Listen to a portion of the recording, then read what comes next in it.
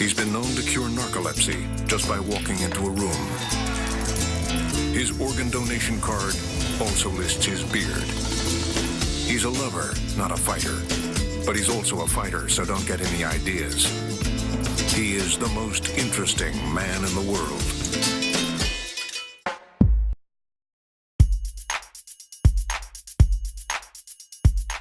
I think that Julio exudes openness and creativity, and that he's very flexible and willing to kind of see things differently, but at the same time he has very strong opinions and points of view.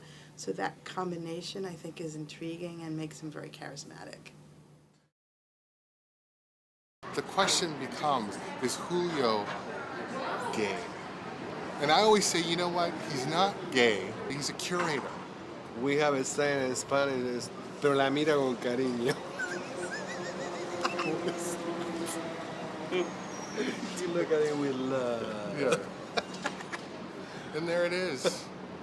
The only way I could really describe him is as a one-man band or as a small city-state. He seems to fill all those roles. So, you know, Julio's out there in the world making art, so it's great to see him on both sides of the fence because, like, even working with him here at Yerba Buena, it's like the artist has a nice priority in terms of all the bureaucracy, so it's cool because he understands, you know, both sides of the coin. I had some tutorials, so now we're going to my afternoon class at the San Francisco Art Institute, which is an installation class.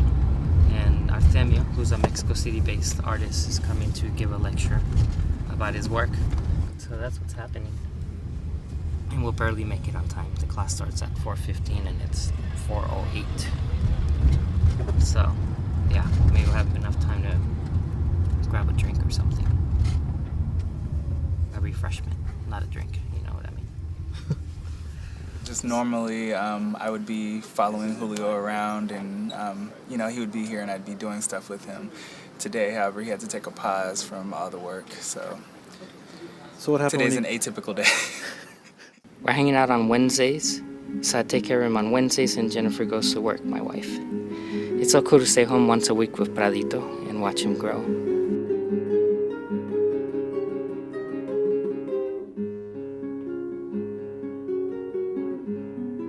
I can say that before I was maybe 15 minutes late to anything, and now I can say it's about 20 to 30, according to Pradito or whatever happens. I don't know, this might get me in trouble, but oftentimes when you describe like ideas with the curator that aren't artists, they have a tendency to sort of not have an imagination.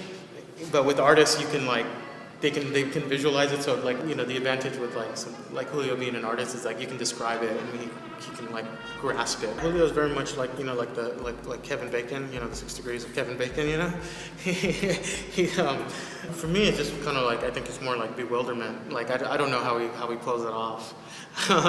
Julio, I mean, he's amazing. I mean, from an artist and a curator and educator, he's just this all-around guy that, you know, I really wanted to know what his process was. Most curators are very well educated and just look at things from a very academic standpoint, but from him being educated and being a practicing artist, he has a perspective that's unique.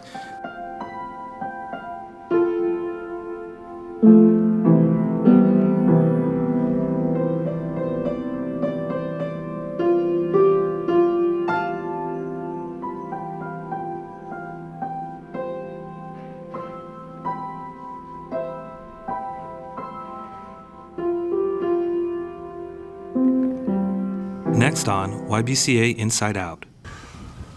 Nick, a call center should have a live person answering it.